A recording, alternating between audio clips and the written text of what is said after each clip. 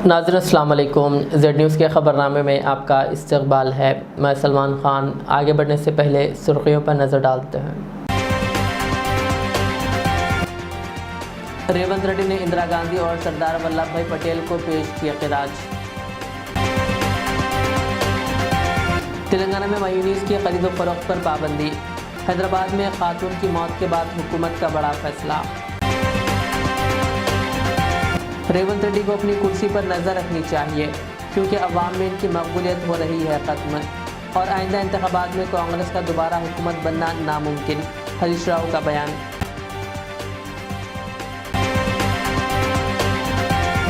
जजिया अस्पताल पेटला बुरुज में मरीजों से पैसे वसूल करने का वाक़या। MLA मीर जुल्फ़िकार ने अस्पताल के अमले को दी वार्निंग। दिवाली के दौरान आतिशबाजी की इजाज़त सिर्फ रात 8 बजे से 10 बजे तक रहेगी। सैबराबाद पुलिस ने जारी किए अहकाम। पटाखों से भरा थैला फट पड़ा, बाइक सवार नौजवान हलाक और दीगर 6 जख्मी।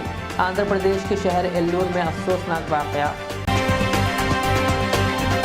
तेलंगाना के ज़िले जगतियाल में शोहर के हाथों बीवी का कत्ल, पुलिस मसरूफ़ तहक़ीक़ात। अब पेश है ख़बरों की तफसील। साबिक़ वज़ीर आज़म इंदिरा गांधी की बरसी और साबिक़ नायब वज़ीर आज़म सरदार वल्लभ भाई पटेल की जयंती के मौके पर वज़ीर आला रेवंत रेड्डी ने इन दोनों अजीम शख्सियात की तस्वीर पर फूल चढ़ाकर ख़िराज अक़ीदत पेश किया। इस मौके पर वज़ीर कोमट रेड्डी, वेंकट रेड्डी और रुकन असम्बली राज ठाकुर भी मौजूद थे। उस्मानी अस्पताल में मरीज़ों को फ़र्श पर लेटाकर इलाज किया जा रहा है, जिससे इन्हें शदीद मुश्किलात का सामना है। अस्पताल में बिस्तरों और सहूलियात की कमी के बायस मरीज़ों को मुनासिब इलाज नहीं मिल रहा। इस सूरत हाल पर मरीज़ों के लवाहिकीन ने शदीद नाराज़गी का इजहार करते हुए हुकूमत से मुतालबा किया कि वो अस्पताल में फ़ौरी बेहतर इक़दामात करें।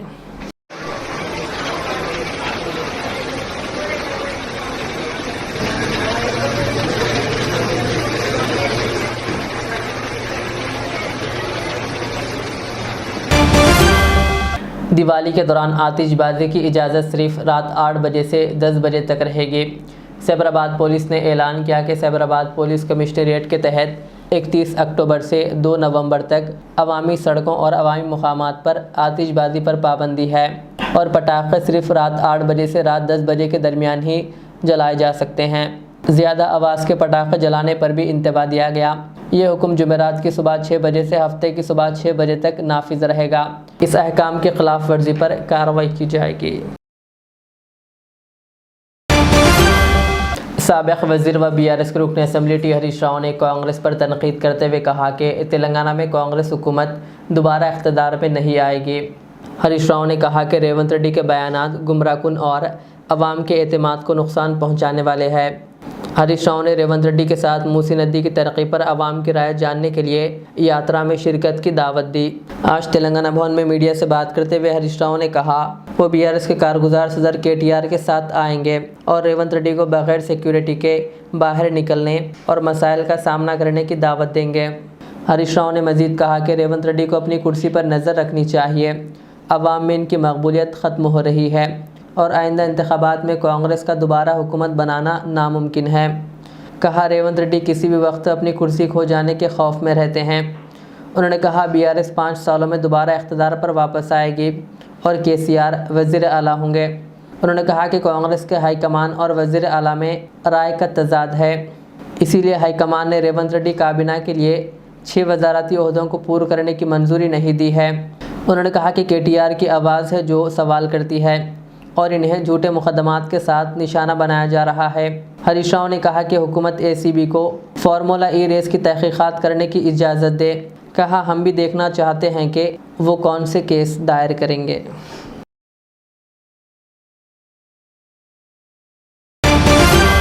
हैदराबाद के गवर्नमेंट जजिए अस्पताल पेटला बुरुज में मरीजों से बच्चों की पैदाइश के बाद पैसों का मुतालबा और बच्चों को छुपाने की खबर पर आवाम में शदीद गुस्सा पाया गया।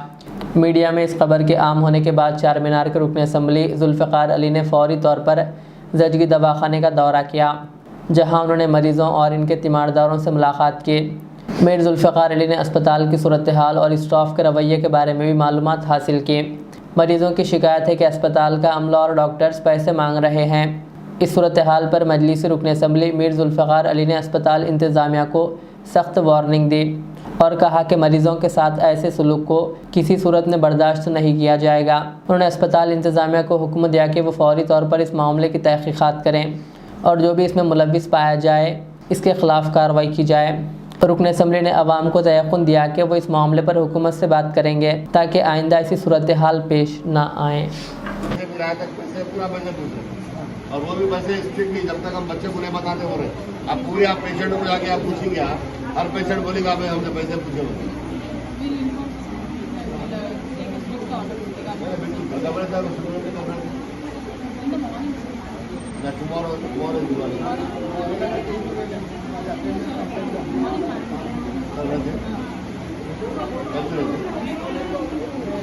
सुल्तान बाजार और मॉडर्न गवर्नमेंट मैटरनिटी हॉस्पिटल का पेशेंट आज सुबह ही सुल्तान बाजार हॉस्पिटल को गई थी, पूरा चेकअप भी कराई, पूरा स्कैन भी हो चुकी थी, रजिस्टर भी करे उधर का। So correct. Just now I talked to Dr. Angel. Dr. Angel, sir, अभी What हमारे she told me that I will admit them and start them.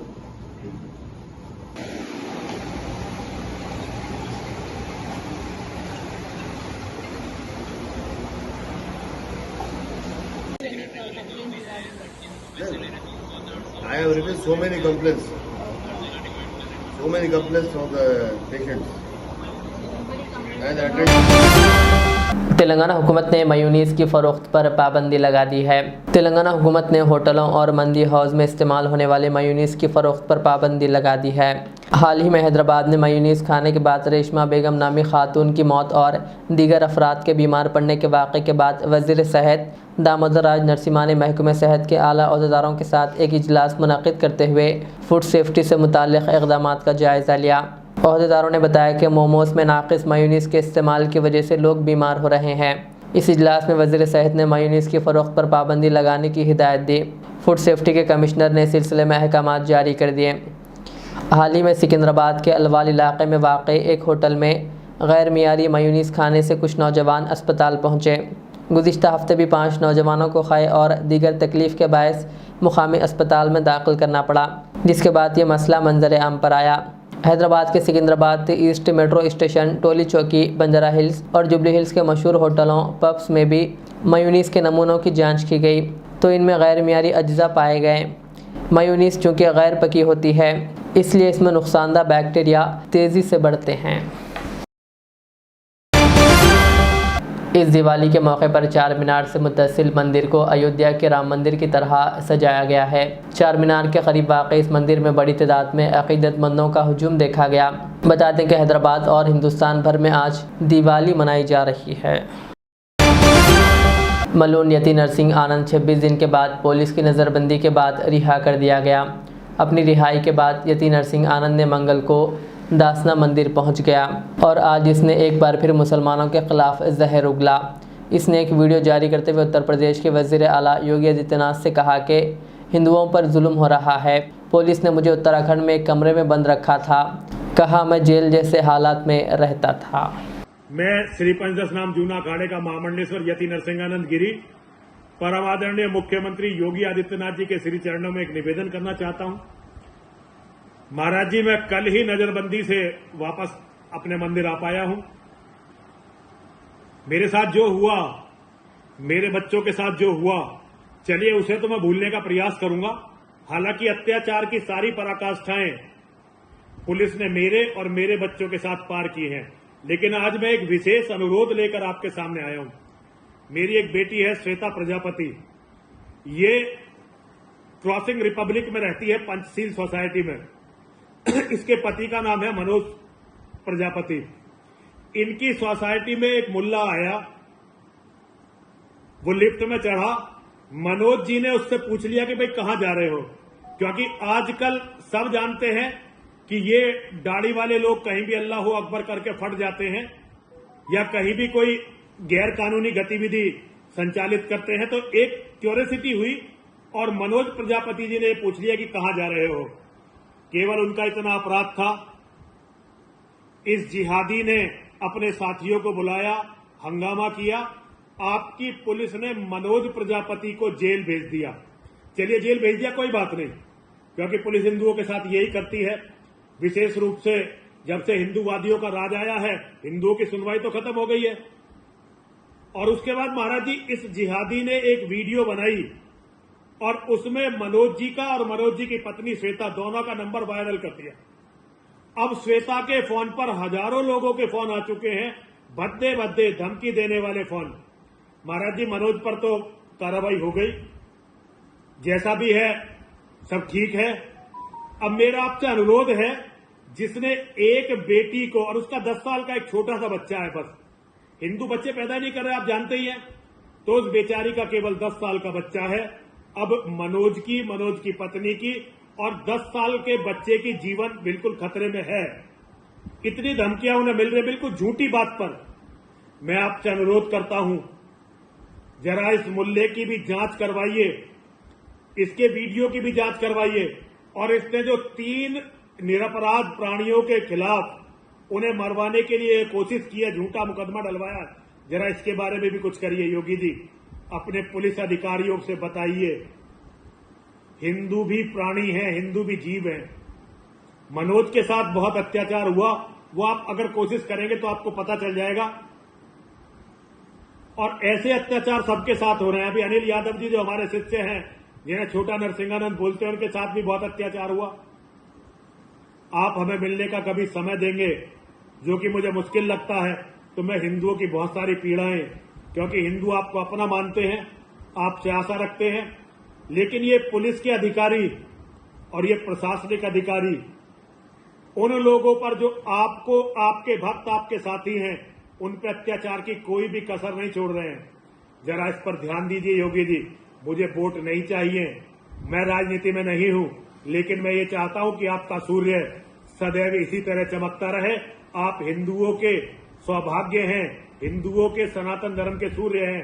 मेरी बात पर ध्यान दीजिए, मेरी बात पर ध्यान देना आपके हित में रहेगा। हर हर महादेव, हर हर महादेव, हर हर महादेव। दिवाली के मौके पर आंध्र प्रदेश के शहर एल्लूर में एक अफसोसनाक हादसा पेश आया, जिसमें एक शख्स हलाक और दीगर कई जख्मी हो गए। ये वाक़या उस वक्त पेश आया जब 3 नौजवान एक बाइक पर पटाखों से भरा थैला लेकर जा रहे थे कि अचानक एक शदीद धमाका हुआ। इस हमले में सुधाकर नामी शख्स मौके पर ही हलाक हो गया। 2 अफराद की हालत तशवीशनाक बताई जा रही है, जबकि इस धमाके के आसपास मौजूद 6 अफराद भी जख्मी हो गए, जिन्हें अस्पताल में दाखिल कराया गया।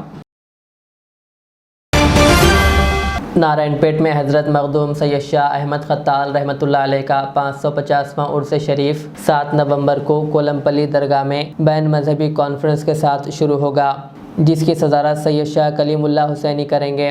इफ्तिताही दिन में खानखा और लंगर हाउस खाने का इफ्तिताह, परचम कुशाई और जलसा अज़मत औलिया का इनेकाद होगा। 8 नवंबर को जुलूस संदल निकाला जाएगा और ख़वातीन का जलसा और महफिल समा होगी। 9 नवंबर को महफिल खुल व तक़सीम तबरुकात अमल में आएगी। उर्स शरीफ के सिलसिले में तमाम इंतज़ामात जारी है। मौलाना सैयद अहमद हुसैनी अशरफी जलाली जानशीन सजादा कोलमपल्ली ने इस उर्स शरीफ में आमतुल मुस्लिमीन से शिरकत की ख्वाहिश की है।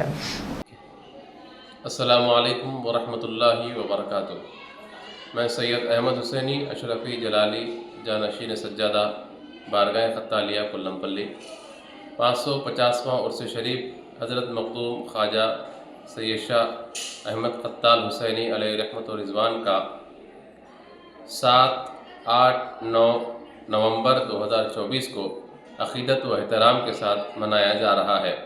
इंशाअल्लाह अज़ीज़ 7 नवंबर बरोज़ जुमेरात सुबह 11 बजे ता 2 बजे दिन खानख़ाह खत्तालिया में अज़ीमुशान पैमाने पर बैन मजहबी कॉन्फ्रेंस का इनेकाद अमल में लाया जाएगा, जिसमें तमाम मज़ाहिब के पेशवा, सज्जादगान, मशाइखीन, उलमा, सियासी क़ायदीन के अलावा दीगर हज़रात भी शिरकत करेंगे। इसी रोज़ बाद नमाज असर यानी शाम 4 बजे जदीद तामीर शुदा खानख़ाह खत्तालिया का इफ्तिताह अमल में लाया जाएगा, जिसको उलमाए किराम व मशाइखीन इफ्तिताह करेंगे। इसी रोज़ बाद नमाज इशा खानख़ाह खत्तालिया में जलसा अज़मत औलिया का इनेकाद अमल में लाया जा रहा है, जिसको उलमाए किराम मुखातिब करेंगे। बरोज़ जुमा 8 नवंबर सुबह बाद नमाज फजर जुलूस संदल होगा। संदल माली नबीरा चंदा हुसैनी हज़रत मखदूम ख्वाजा सैयद शाह जलाल हुसैनी अशरफ़ी जलाली सज्जादा नशीन बारगाह खत्तालिया कुल्लमपल्ली के हाथों अमल में आएगी। इसी रोज़ बाद नमाज इशा महफिल समा का इनेकाद अमल में लाया जाएगा। बरोज़ हफ्ता सुबह 8 बजे महफिल कुल व तक़सीम तबरुकात का इनेकाद अमल में लाया जाएगा और इसी के साथ तमाम उर्स के मरासिम तकारीब का इख्तिताम अमल में आएगा। इंशाअल्लाहुल अज़ीज़ 7 नवंबर को जलसे अज़मत औलिया में हुसैनी ज़ैदी सादात का सफ़र करबला ता कोलमपल्ली की किताब का रस्म इजरा अमल में लाया जाएगा। आप तमामी हज़रात से उर्स के तमाम तक़रीबात में शिरकत की ख्वाहिश की जाती है। अस्सलामु अलैकुम व रहमतुल्लाहि व बरकातुहू। सरदार वल्लभ भाई पटेल के जन्मदिन के पेश नज़र भैंसा में पुलिस की जानिब से राष्ट्रीय एकता दिवस प्रोग्राम मुनक़्क़िद किया गया। इस मौके पर भैंसा additional SP Avinash Kumar IPS की क़ियादत में टाउन सर्कल इंस्पेक्टर गोपीनाथ और रामा कृष्णा व दीगर पुलिस अमला ने अमन का अहद लिया। बाद शहर के अहम इलाक़ों में फ्लैग मार्च का भी एहतमाम किया गया।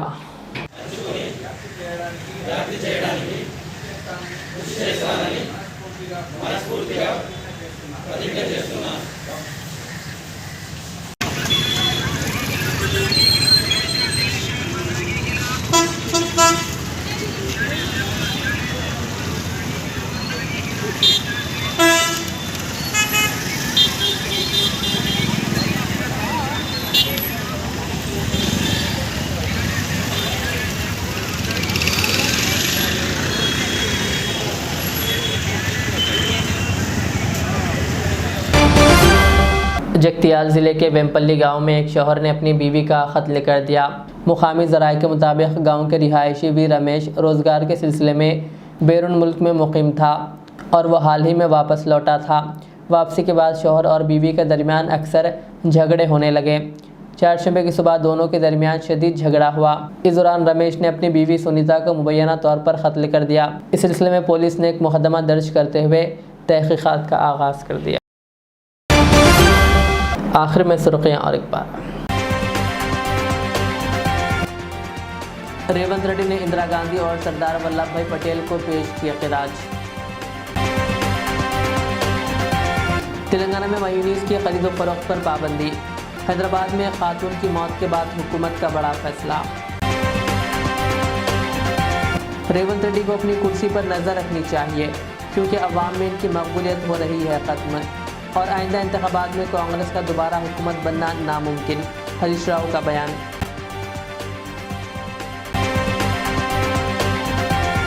जजिया अस्पताल पेटला बुरुज में मरीजों से पैसे वसूल करने का वाकया।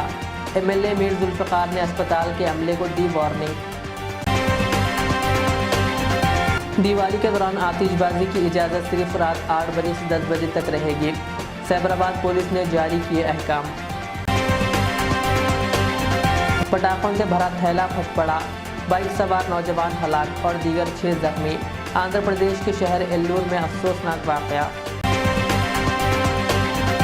तेलंगाना के ज़िले जगतियाल में शोहर के हाथों बीवी का कत्ल, पुलिस मसरूफ़ तहक़ीक़ात। ये थी आज की दिन भर की हमारी ख़बरें। मुझे इजाज़त दीजिए। हमारे चैनल को यूट्यूब पर सब्सक्राइब, फेसबुक पर लाइक शेयर ज़रूर करें। अल्लाह हाफ़िज़।